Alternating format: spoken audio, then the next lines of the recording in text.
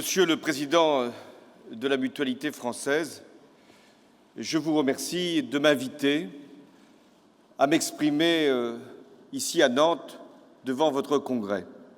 Je retrouve avec plaisir Jean-Marc Ayrault, Premier ministre pendant 2 ans et qui a largement accompagné les évolutions que j'avais présentées devant vous lors de votre précédent congrès.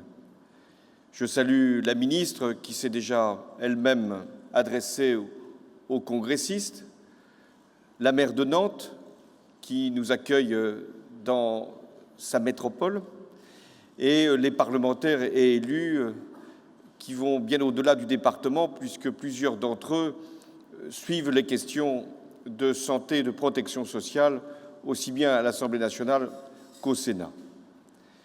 C'est vrai, c'est la 2e fois que je m'adresse à vous à l'occasion du congrès de la Mutualité française. La première, c'était à Nice, il y a 3 ans, en 2012, et j'avais annoncé la généralisation de la complémentaire santé. Je reviens donc devant vous pour en faire l'évaluation quant à sa mise en œuvre, quant aux engagements que j'avais pris, mais je suis aussi devant vous à l'occasion de votre congrès pour rappeler la force des valeurs que porte la mutualité et qui sont d'autant plus impérieuses dans le contexte que connaît notre pays. Face au repli sur soi, à l'individualisation des comportements, à la défiance, à la peur, nous devons plus que jamais affirmer les principes de cohésion, de justice et de solidarité, ceux-là même que vous avez inscrits depuis longtemps dans vos organisations.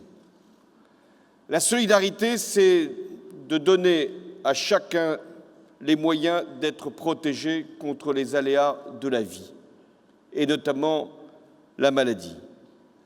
C'est aussi de garantir l'accès de tous aux meilleurs soins, quel que soit son revenu, son âge, sa place sur le territoire. C'était l'idéal des premières mutuelles quand elles se sont constituées à la fin du XIXe siècle. C'est toujours le vôtre. C'était aussi l'idéal que portaient les fondateurs de la sécurité sociale. Et vous avez eu raison, Monsieur le Président, de ne pas dissocier les mutuelles de la sécurité sociale. C'était le grand dessein de poursuivre en temps de paix la solidarité construite en temps de guerre, pour reprendre les mots de Pierre Laroque. Cet idéal, c'est toujours le vôtre, et cet engagement, c'est toujours le nôtre.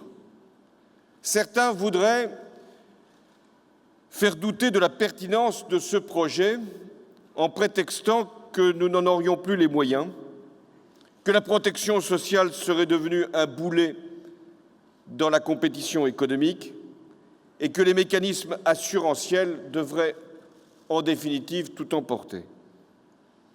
D'autres nous enjoignent de ne rien changer, s'arc-boutant devant toute évolution au risque de remettre en question le modèle qu'ils entendent sûrement de bonne foi protéger.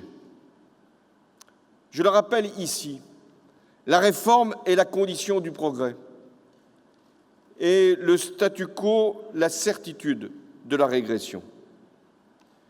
Cela vaut pour notre droit du travail et je m'exprimais hier devant la conférence de l'Organisation internationale du travail à Genève pour affirmer qu'il y a dans notre pays des socles qui doivent être préservés, socles de droits, socles de garanties, mais en même temps que nous devons aussi procéder aux adaptations nécessaires par rapport aux nouveaux défis. Cela vaut pour notre organisation économique, pour le dialogue social et c'est le sens des projets de loi qui sont débattus en ce moment même au Parlement. Mais cela vaut aussi pour le système de santé, qui doit s'adapter aux innovations, aux progrès scientifiques, aux nouvelles modalités de prise en charge, aux besoins des patients, aux nouvelles aspirations des professionnels de santé. Nous devons à chaque fois montrer que nous sommes fidèles à des principes, mais que nous sommes capables de les traduire en fonction des réalités. Notre devoir, et le mien, c'est de tout faire pour que notre protection sociale en France, qui reste l'une des meilleures du monde, enfin c'est ce que nous proclamons, il faudrait aussi vérifier, compte tenu des atteintes qui ont pu être portées ces dernières années, mais de faire en sorte que notre système de santé, qui, incontestablement, est parmi les meilleurs du monde, puisse être toujours là comme une sécurité pour les Français. Et nous devons donc permettre qu'ils puissent intégrer toutes les innovations et les progrès et en même temps faire que personne ne s'en trouve exclu pour des raisons financières. La condition, si nous voulons y parvenir, c'est de faire les économies nécessaires pour mobiliser les ressources afin que notre système de soins soit le plus efficace là où il est le plus attendu. Et de le faire avec justice, entre les générations, entre les catégories sociales, entre les individus, entre les territoires. Et c'est le sens de la politique que conduit le gouvernement depuis 3 ans. J'ai retenu vos mots, Monsieur le Président, par rapport à cette politique. Ils ne sont pas très différents de ceux qu'expriment beaucoup de nos concitoyens. Espoir, il en faut, et il y en a. Inquiétude, et elles sont souvent légitimes. Impatience. Et c'est celui sur lequel je m'attarderai en vous répondant. C'est vrai que les réformes prennent du temps, trop de temps. Non pas qu'il y aurait une forme de résistance, ça peut arriver, ou de mauvaise volonté, mais parce que, je le dis souvent, nos procédures ne sont plus adaptées à l'exigence de rapidité et aussi aux urgences d'une société, notamment lorsqu'il s'agit de sortir d'une crise, d'apporter des réponses à des situations sociales douloureuses ou de prodiguer des soutiens à l'économie. Attendre 6 mois, 8 mois, parfois davantage pour qu'une loi soit votée, avoir cette patience, et ici je le dis devant les parlementaires, d'entendre les amendements ou les propositions, parfois de les intégrer, de les discuter, une lecture, 2 lectures, 3 lectures, une réécriture, pour ensuite un vote, parfois une contestation devant le Conseil constitutionnel, c'est devenu la règle, puis après la mise en œuvre, l'application, et pendant ce temps-là. Oui, je mesure l'impatience, parce que quand une réforme est proclamée, généralisation de la complémentaire santé, j'y reviendrai, mais je pourrais prendre d'autres sujets, et le moment où elle s'applique effectivement, il y a trop de temps. Et c'est vrai que si on avait une pratique en France, vous l'avez évoqué, elle existe chez beaucoup de nos voisins, où les partenaires sociaux s'engagent, signent, et finalement déclarent ce qu'est l'intérêt général, sans qu'il soit forcément nécessaire de passer par la loi. Ou alors, plus tard, comme une forme de ratification. Oui, ça irait plus vite. Oui, ça mettrait une pression sur les acteurs qui ont vocation à intervenir. Les acteurs comme la sécurité sociale, les mutuelles, les complémentaires quand il s'agit de santé, mais aussi les entreprises et les salariés, C'est vrai également dans le domaine du travail. Et en France, il a même fallu faire une loi sur le dialogue social. Normalement, ça aurait dû revenir aux partenaires sociaux, qui, mieux qu'eux, peuvent décider de ce que doit être la négociation, le dialogue dans une société comme la nôtre et dans les entreprises. Eh bien, il a fallu de nouveau recourir à la loi. Parce qu'au moment de signer, il y a comme une rétention, une réserve. Ce n'est pas celle que vous avez indiquée. Vous avez vous-même dit que la mutualité était prête à aller même au-delà et à prendre ses responsabilités. Alors je comprends ces impatiences. Et en même temps, ce sont les règles de notre vie démocratique, et je les respecte. Parce que ce qui caractérise l'action que nous menons depuis 3 ans, c'est le respect à l'égard des partenaires sociaux. C'est ce que nous avons fait, notamment quand il s'est agi de l'accord interprofessionnel qui a modifié les règles de la couverture complémentaire. C'est ainsi que nous avons aussi agi lorsqu'il s'est agi de mettre en œuvre le crédit impôt compétitivité emploi, puis le pacte de responsabilité, de faire que ce soit les partenaires qui puissent accompagner. C'est toujours ainsi que nous avons voulu aussi, dans le domaine qui vous intéresse davantage de la santé, négocier et entendre les différentes parties prenantes. Mais aujourd'hui, nous devons agir et agir au nom de la solidarité. C'est également ce que nous avons fait depuis 3 ans.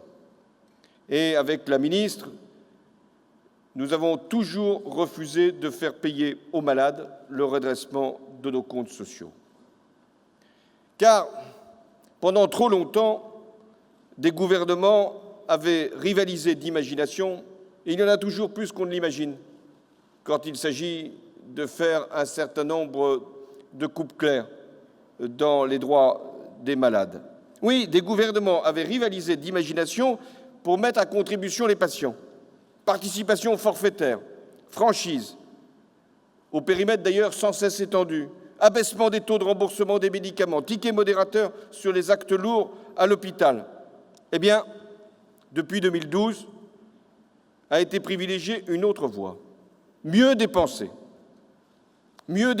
pour continuer à bien rembourser, mieux dépenser pour ne pas alourdir les prélèvements, mieux dépenser pour mieux répondre aux besoins des patients, mieux dépenser pour intégrer le progrès médical. À cet égard, j'ai signalé les lenteurs, je veux quand même souligner les rapidités, et notamment celle avec laquelle a été introduite, malgré le coût, le nouveau médicament capable de guérir l'hépatite C. Parce que c'était un devoir, parce que c'était une obligation, et que nous avons préféré, oui, c'était une charge supplémentaire, l'intégrer dans les comptes, plutôt que de laisser un certain nombre de patients en dehors de ces innovations. Mais je veux revenir sur ce qu'était la tendance des dépenses d'assurance maladie. Jusqu'à la fin des années 2000, c'était une progression de 4% de la dépense. Aujourd'hui, c'est 2%. Et je veux saluer les efforts de tous, et les vôtres en particulier, et ceux des professions de santé, parce que nous sommes arrivés à cette réalité de cette progression maîtrisée. Et il faut aussi saluer ce résultat. De la même manière, je veux signaler également que de 2006 à 2012, la part de la dépense de soins couverte par l'assurance maladie obligatoire était tombée en dessous de 75%. Ce qui revient à dire que la charge avait été renvoyée sur les complémentaires et, à défaut, sur les malades. Et parfois, d'ailleurs, sur les deux. Depuis 3 ans, la part de l'assurance maladie obligatoire est remontée, ce qui a permis de diminuer le reste à charge et également d'améliorer le pouvoir d'achat des Français. Est-ce à dire que le patient ne devrait avoir aucune responsabilité dans la maîtrise de la dépense? Je ne le pense pas. Le patient doit être respecté aussi comme citoyen et il doit être impliqué dans les actions de prévention, dans le traitement de sa maladie et aussi dans le respect des prescriptions et toutes les informations qui peuvent lui être données. C'est aussi la logique du parcours de soins. Toute l'organisation du système de santé doit conduire à cette responsabilité. Mais, je le dis aussi nettement, l'obstacle financier ne peut pas être la réponse pour la responsabilité du patient. Et c'est pourquoi le tiers payant n'est pas l'irresponsabilité. Le tiers payant, c'est une étape de plus vers la simplification que nous demandons tous, mais aussi vers une garantie supplémentaire dans l'accès de tous à la santé. Je sais que, comme toute réforme, et celle du tiers payant n'échappe pas à la règle, elle est approuvée dans son principe, mais elle est contestée dans ses modalités. Et parfois, en contestant les modalités, on peut aussi essayer d'atteindre le principe. Mais je crois que, là encore, le pragmatisme est la condition de la réussite. Alors, nous procéderons par étapes, en commençant d'abord par les plus modestes, c'est-à-dire les bénéficiaires de l'aide à la complémentaire santé. Ça sera fait dès le mois prochain, 1er juillet 2015. Puis, à compter du 1er juillet 2016, le tiers payant sera étendu aux patients qui sont couverts à 100% par l'assurance maladie. Et enfin, il sera généralisé à la fin de l'année 2017, et je ne doute pas, et je sais que vous y contribuerez, que des solutions techniques seront trouvées d'ici là. Car s'il n'y a pas de solution technique, il ne peut pas y avoir de solution tout court. C'est toujours au nom de la solidarité que j'ai également voulu généraliser la complémentaire santé. Un quart des dépenses reste en effet à la charge des patients. Mais ce chiffre moyen indique mal la réalité. C'est vrai que cette proportion s'élève à plus de la moitié pour les soins dentaires, l'optique, les prothèses, et ce sont les organismes complémentaires, mutuelles, et les caisses d'assurance qui couvrent la plus grande part du remboursement. Ce qui fait, et Monsieur le Président, vous aviez raison, que les taux de remboursement affichés par l'assurance obligatoire n'ont aucune signification, puisque ce sont les complémentaires qui font l'essentiel de l'effort. Alors, la généralisation d'une assurance complémentaire ou d'une mutuelle s'inscrit nécessairement dans la volonté qui est affirmée par nous tous d'un accès de tous aux soins. Mais il ne suffit pas de proclamer la généralisation de la couverture complémentaire, faut-il encore qu'elle donne des garanties et qu'elle soit au moindre coût. Et c'est l'ambition que j'avais tracée à Nice il y a 3 ans. Nous n'avons pas perdu de temps. En 2013, le gouvernement de Jean-Marc Ayrault, dans le cadre du plan de lutte contre la pauvreté, a relevé les plafonds de ressources de la CMU complémentaire et de l'aide à la complémentaire santé. 550 000 personnes ont été concernées. Cette extension, c'est vrai, a été rendue possible par la fiscalisation de la cotisation patronale au contrat collectif.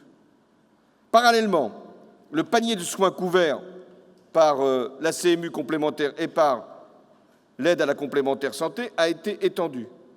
Et pour ces patients, les franchises ont été supprimées, les dépassements d'honoraires interdits, les tarifs opposables institués pour les lunettes, les prothèses et notamment les soins dentaires.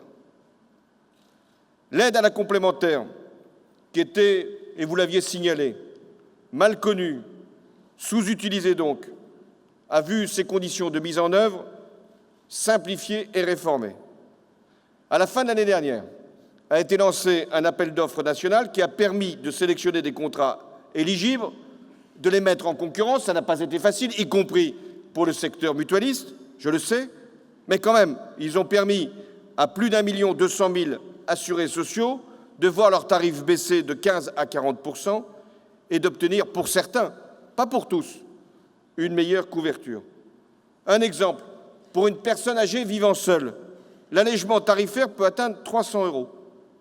Et s'ajoute à cet allègement le relèvement de 10% du montant de l'aide à la complémentaire santé décidée pour les plus de 60 ans. Mais là encore, il ne suffit pas d'avoir une couverture complémentaire, faut-il que les garanties soient sérieuses. C'est la vocation du contrat solidaire et responsable. Vous avez bien voulu saluer les engagements qui ont été pris et qui ont été tenus. Le contenu a été enrichi, les plafonds ont été fixés pour empêcher une inflation tarifaire et le traitement fiscal, pas suffisamment, a été différencié par rapport aux autres contrats. Et puis est intervenu en 2013 un accord entre les partenaires sociaux. Cet accord a donné lieu à une traduction législative. Quelle était la volonté des partenaires sociaux? C'était de généraliser la complémentaire santé en entreprise. C'est-à-dire de faire qu'un certain nombre de salariés de petites entreprises, le plus souvent qui n'étaient couverts par rien, puissent l'être, à peu près 500 000. Et que d'autres, les plus nombreux, qui étaient couverts par un contrat individuel, puissent avoir un contrat collectif qui leur permettait d'avoir de meilleures garanties. De ce point de vue, les partenaires sociaux ont joué leur rôle et ont permis un progrès pour ces salariés. Et d'ailleurs, les entreprises ont été amenées à participer, puisque les entreprises participent à 50%. Ce qui fait qu'un certain nombre de salariés qui avaient des contrats individuels vont maintenant rentrer dans le contrat collectif et vont avoir de meilleurs droits. Et c'est vrai que ça peut bouleverser aussi le système. Et c'est ce que vous nous avez dit, Monsieur le Président. Parce que, à chaque fois qu'il peut y avoir un progrès, il y a aussi un revers à la médaille. D'abord, je veux saluer l'évolution qui est en cours, parce que le mouvement de négociation se poursuit avec 23 accords de branche conclus, et un accord a été conclu entre les partenaires sociaux dans le secteur de l'intérim, qui permettra par exemple à 700 000 salariés de bénéficier d'une couverture collective au 1er janvier prochain, avec même 7 mois de maintien gratuit des droits en cas de chômage. Dans la plupart des cas, les garanties négociées vont au-delà du panier de soins minimal. Et à un moment, les mutuelles, et ce moment n'est sans doute pas terminé, se sont inquiétées de cette mutation et ont voulu être bien représentés dans le processus. Et je pense que vous avez fait tous les efforts, et je veux les saluer, pour que la part des contrats collectifs dans votre activité puisse s'accentuer. Et vous êtes devenu maintenant un des principaux acteurs des contrats collectifs. Mais je reviens au problème que vous avez posé, Monsieur le Président. L'amélioration de la couverture des salariés ne peut pas avoir pour contrepartie la dégradation de la situation des jeunes, des chômeurs, des travailleurs précaires, des personnes handicapées et surtout des retraités. J'entends votre inquiétude, elle est sûrement partagée, sur la segmentation accrue des contrats et le risque d'un renchérissement des garanties pour les plus âgés. Car quand un salarié part à la retraite, non seulement il subit une perte de son revenu par rapport à ce qu'était sa rémunération en activité, mais il doit aussi acquitter une cotisation, celle de son ancien employeur, et faire face à un renchérissement supplémentaire de sa prime globale. De plus, on peut craindre que la concurrence accrue sur les contrats d'entreprise ne se traduise par un alourdissement de la tarification en fonction de l'âge. Et c'est ce cercle vicieux que vous voulez empêcher. Vous avez donné des chiffres, ils sont exacts. Si rien n'est fait, les retraités, en tout cas certains d'entre eux, peuvent voir leur garantie et le coût de cette garantie multiplié par 3. Je veux donc que la généralisation de la complémentaire santé soit effective pour les retraités d'ici 2017, afin qu'ils puissent conserver leurs garanties avec le même niveau de prime. Par la suite, l'évolution de ces tarifs devra obéir à des critères objectifs en fonction de l'âge. Ce qui doit être réglé, c'est le temps de sortie du système de l'activité par rapport à l'âge de la retraite et à la période de retraite. Comment y parvenir?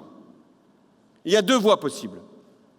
La première, c'est d'adapter la loi de 1989, loi Évin, qui n'a rien à voir avec ce qu'on entend en ce moment, la loi de 1989, sur la sortie des contrats de groupe, puisque déjà cette préoccupation avait été évoquée.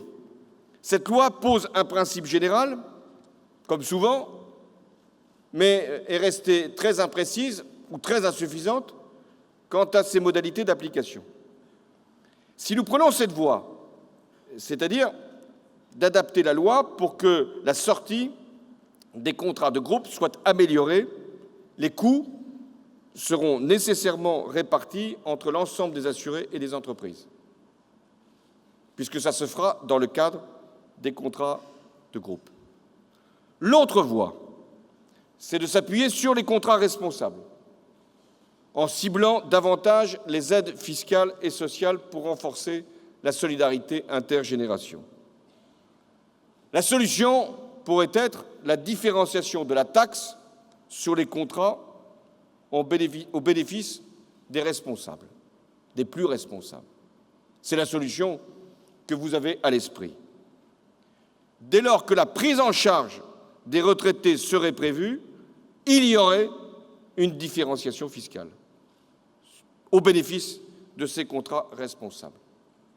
Les deux voies doivent être explorées, l'une et l'autre, afin que la généralisation soit effective pour l'ensemble des Français et dans une logique de continuité de la protection pour les retraités. La conséquence, c'est qu'il va falloir évaluer les aides de l'État. Vous avez rappelé les chiffres, près de 4 milliards.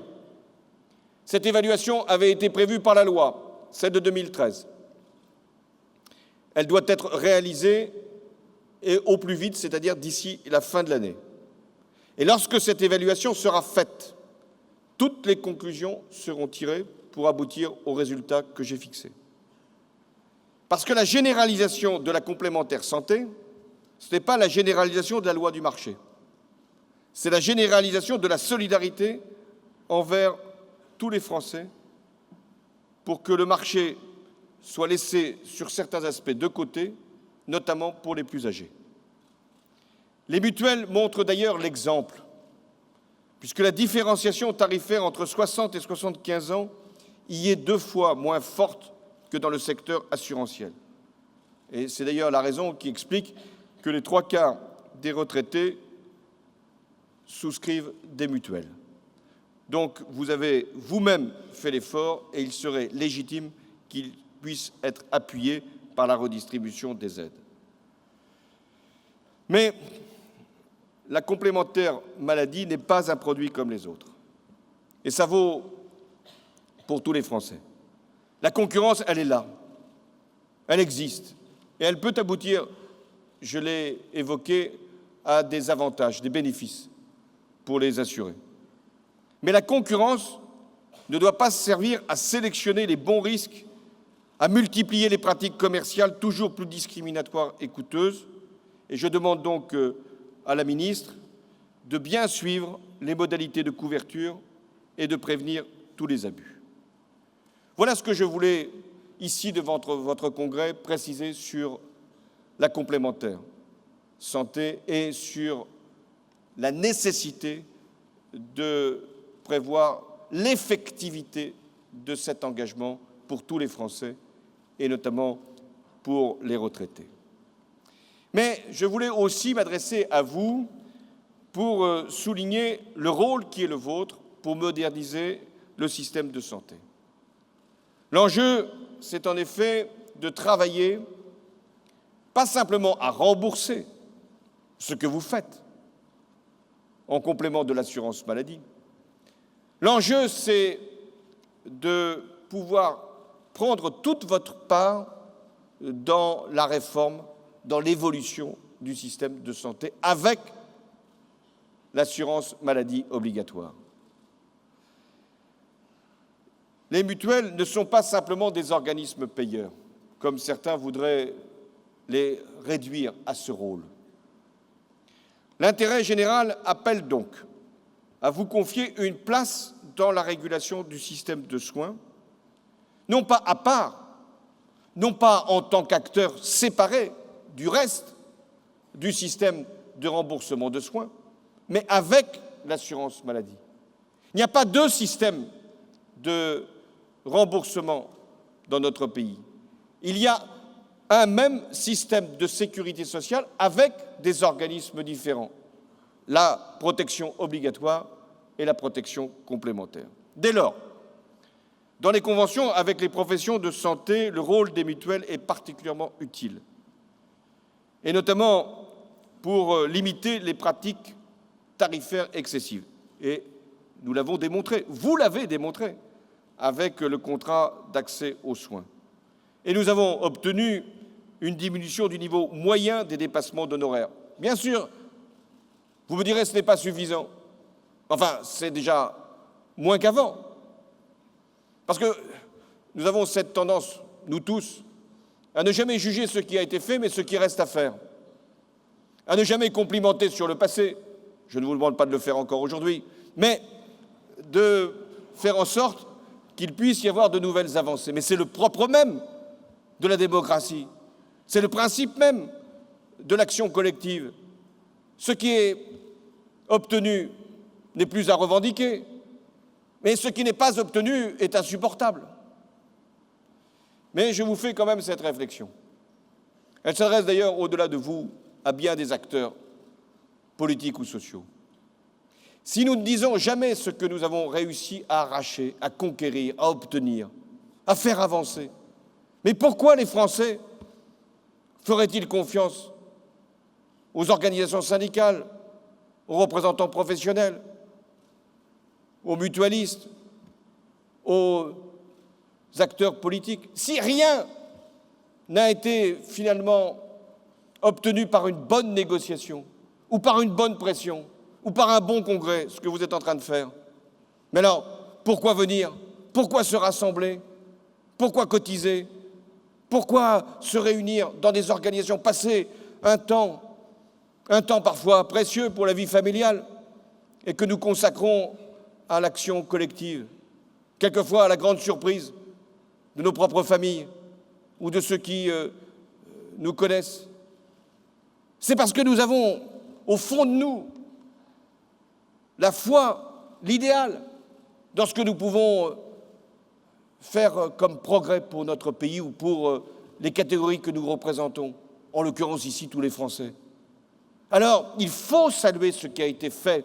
Et d'ailleurs, c'est ce que nous ne cessons de produire à travers toutes les célébrations et toutes les commémorations.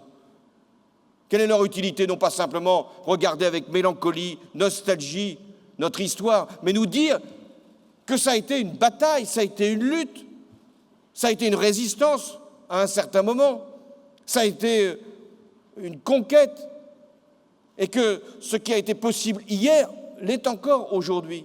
On nous dit c'est beaucoup plus difficile, parce qu'il y a la mondialisation, il y a la compétition, il y a l'Europe, nous n'avons pas tous les moyens pour agir. Mais est-ce qu'on pense que c'était plus simple il y a 100 ans, avant qu'il y ait eu 2 guerres? Ou est-ce que c'était plus simple à la Libération, quand le pays devait être reconstruit?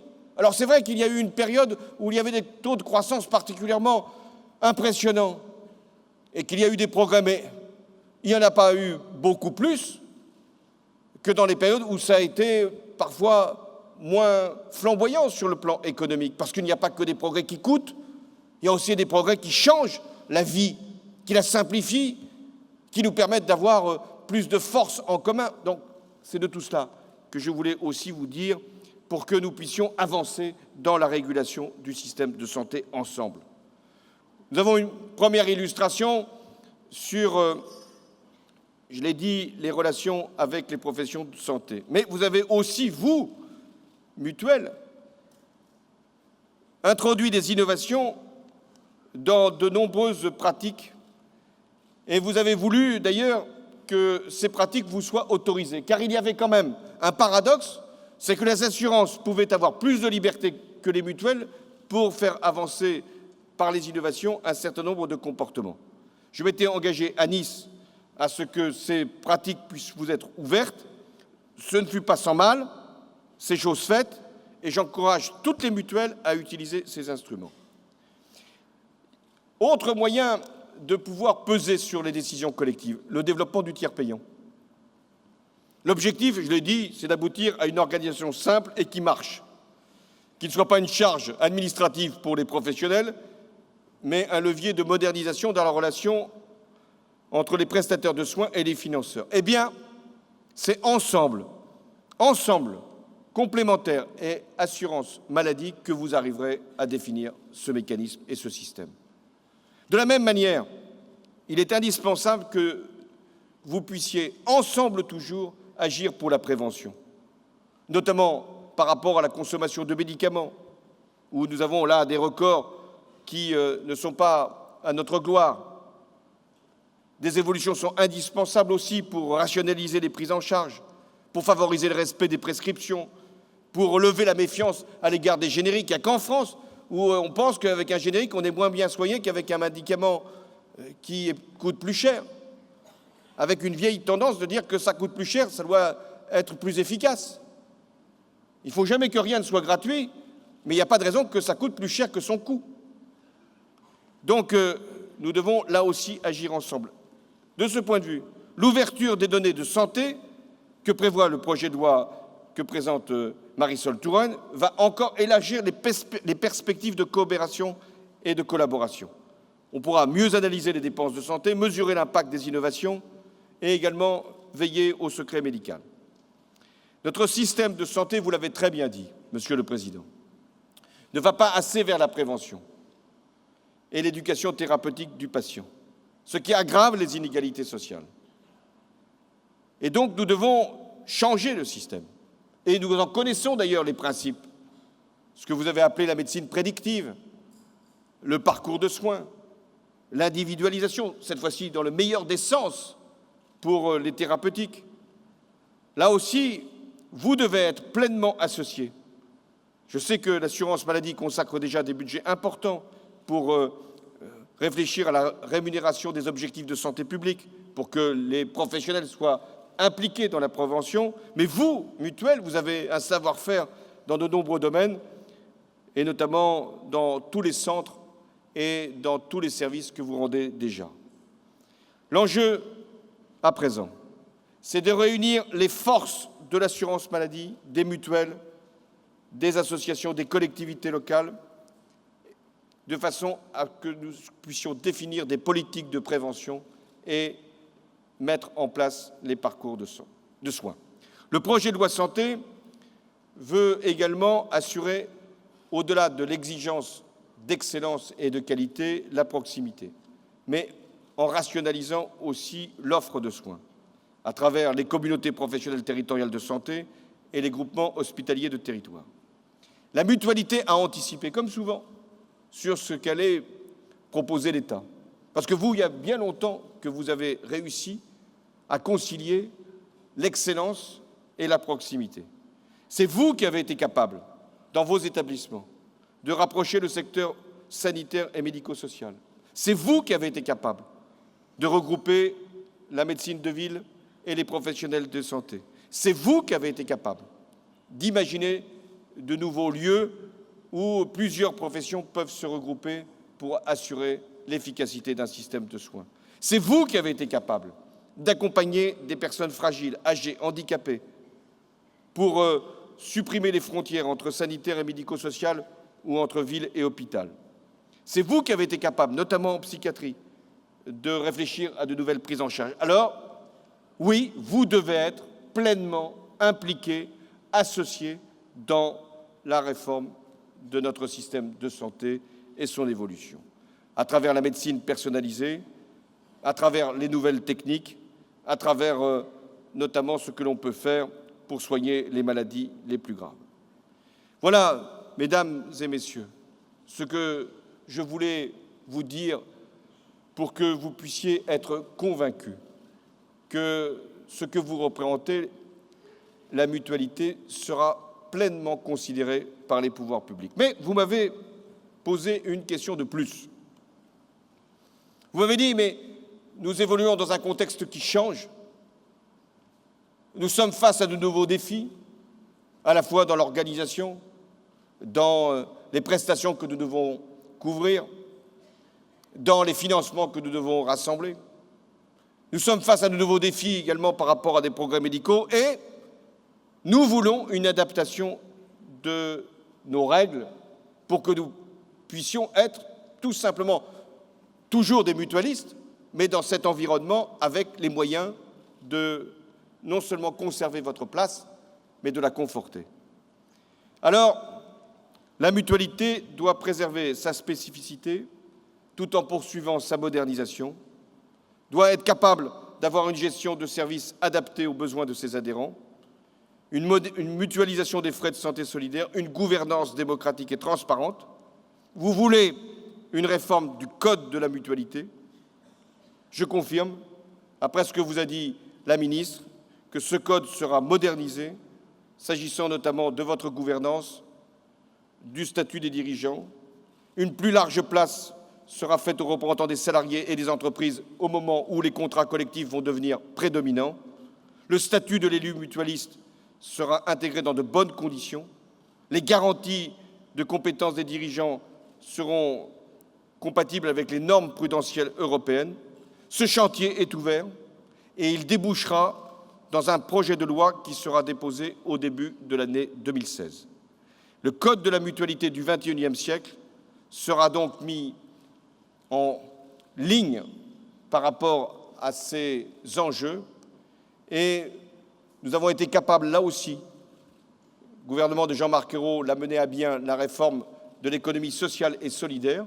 Vous en êtes partie prenante. Vous avez, même dans cette économie sociale et solidaire, une spécificité. Elle sera reconnue à travers cette réforme du Code de la mutualité.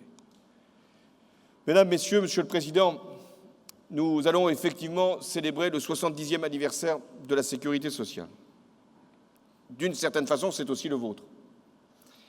C'était l'idéal de justice que poursuivaient les résistants. C'était aussi une espérance qu'avaient au fond de leur cœur les travailleurs de notre pays. C'était une volonté qui pouvait paraître presque de l'ordre d'une utopie. Être capable d'émanciper les individus de la fatalité des circonstances, des déterminismes, de la naissance ou de la fortune, en leur octroyant le plus précieux des droits, le droit à la santé. La mutualité a répondu à cette obligation et a été respectueuse de cet idéal. La mutualité est devenue indispensable. Elle est un élément constitutif de notre système de protection sociale, avec l'assurance obligatoire. La facilité serait de renvoyer sur les mutuelles les charges que la sécurité sociale ne parviendrait plus à assumer elle-même. L'illusion, elle peut exister dans certains esprits, serait d'imaginer que la sécurité sociale pourrait à elle seule couvrir l'ensemble des risques. Eh bien non. C'est l'originalité de notre système qui en fait, en définitive, son rayonnement et son efficacité. Alors, la mutualité doit disposer des ressources nécessaires, mais ce sont celles des Français, par leurs primes et leurs contributions. Doit disposer de règles spécifiques, je viens d'en parler. Doit disposer d'un traitement fiscal approprié. Et c'est ce que j'ai évoqué pour l'assurance complémentaire. Enfin, vous devez être sûr que vos règles seront aussi considérées par les autorités européennes comme compatibles avec l'activité qui est la vôtre. Et là aussi, je m'en porte garant. Mais la mutualité, ce n'est pas simplement des remboursements, des prestations, des services, des établissements. La mutualité, c'est un état d'esprit, un engagement, un militantisme, une passion au service de l'utilité sociale. Et c'est pourquoi la mutualité est liée indissolublement à la République. Elle lui en donne sa dimension sociale et sa participation citoyenne. Nous avons plus que besoin aujourd'hui de l'esprit de la mutualité. Car de quoi s'agit-il pour notre pays? Rester solidaire, être capable de vivre ensemble, n'écarter personne, soumettre tous à des règles communes, penser que nous appartenons à un même pays avec les mêmes règles et les mêmes espérances, susciter chez nos compatriotes un esprit de responsabilité et de citoyenneté, leur dire que tout ne peut pas venir simplement de l'État, que beaucoup dépendra de leur propre intervention, de l'action collective, qu'ils doivent avoir confiance dans l'avenir et que s'ils se coalisent, s'ils se regroupent, s'ils se rassemblent, ils seront plus forts. Alors je vous le dis, la mutualité est un exemple aujourd'hui dans la République. Merci.